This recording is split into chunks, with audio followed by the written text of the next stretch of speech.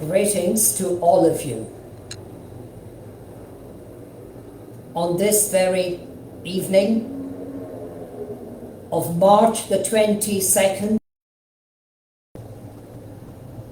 of the current Gregorian year 2026. Yesterday, in our northern hemisphere, spring began, and in the southern hemisphere, autumn or fall began. The time of season is often measured by our calendar, even the Gregorian ones. But the time of our life is measured only by our Creator. One of the curses which is often found in the most sacred Torah or in the Holy Bible is the absence of peace.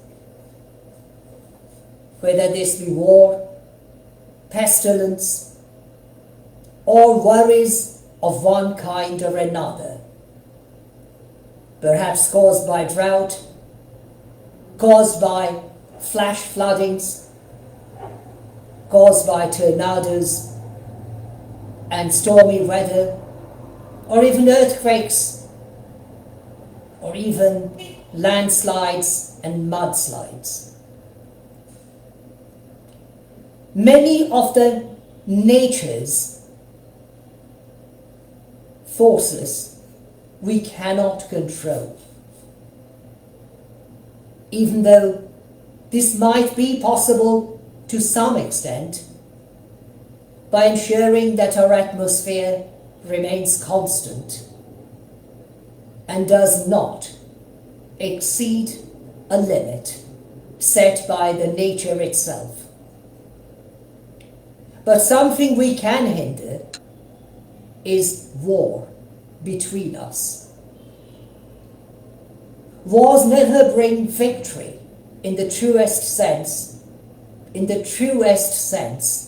because the lives which are lost and cannot be replaced by anything. Wars only bring misery, death, sufferings, and the consequences which follow at least to some extent, and perhaps to a grave extent. Women become widows, children become orphans, parents become childless, and of course, many other evil factors follow in consequence of such occurrences.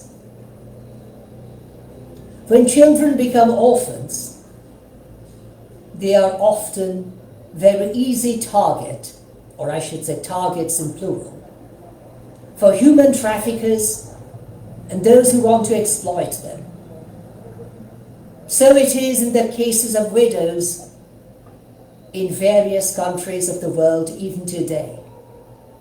Even on this very evening, when I am addressing you with all due respect and humility, even on this very 22nd of March 2026 of the Gregorian year.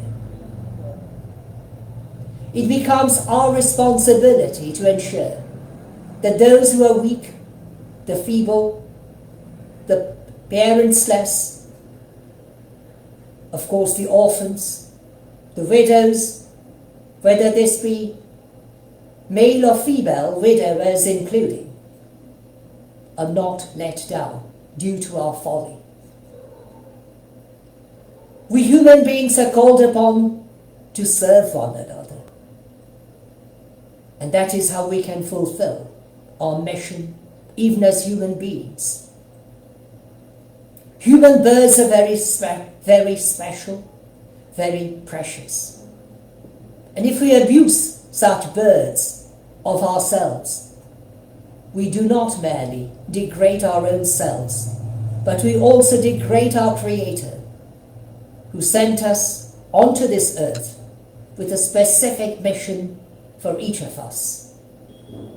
We can fulfill that mission by fulfilling His will.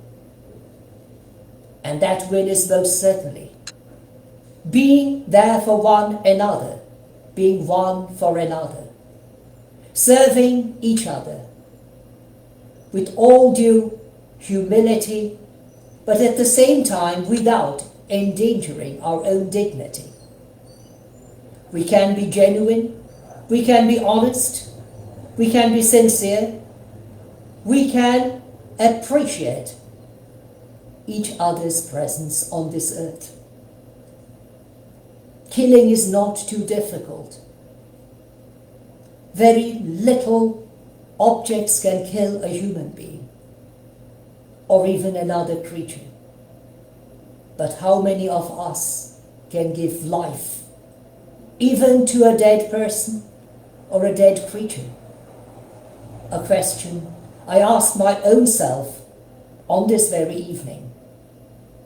And most certainly, with all due humility and respect upon my part, to you, my most beloved, dear and respected fellow global citizens. We need to do everything we can to ensure that we are there for those who need us, even in their darkest hours. If we do so, we fulfill our mission.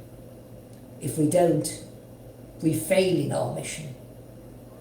I thank you in anticipation for your kind understanding and the appropriate response, while I remain most humbly at your service in bidding you the protection of the same Almighty God who created each of us, even those who are being victimized by wars, human trafficking, illegal slavery, and no doubt by natural catastrophes and calamities.